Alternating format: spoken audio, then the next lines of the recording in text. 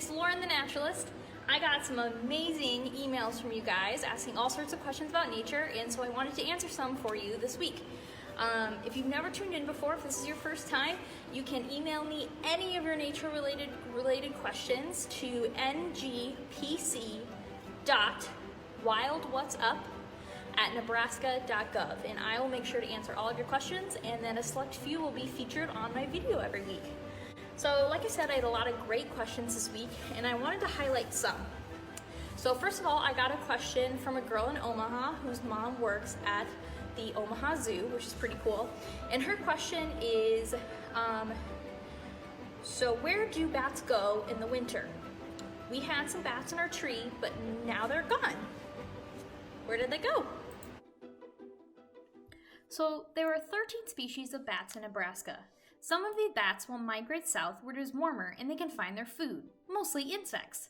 Some bats, however, will hibernate all winter, which is kind of like sleep, but their heartbeat and their breathing slow way down. If there are bats in your tree over the winter, they are probably hibernating. Trees is a popular spot for some species of bat to wait out the cold winter months. If you don't see them anymore, I bet it is warm enough for them to go out and start hunting for insects. Okay, so our second question was from Sam, who is from Lincoln. And his question is, okay, I know fungus doesn't have legs, but then how does it move? And this is a really good question because this is something that scientists are still studying. There's tons of different types of fungus, and how they move varies greatly on the species.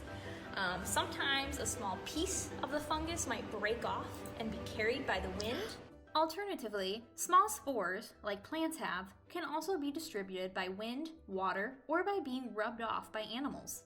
Once these small pieces fall off into a new surface, the fungus needs to try to start its own little colony by finding food in its new environment.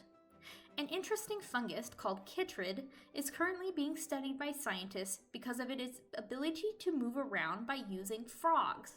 Scientists found chytrid fungus has small flagella, or whip-like tail, that helps propel them, kind of like a fish's fin.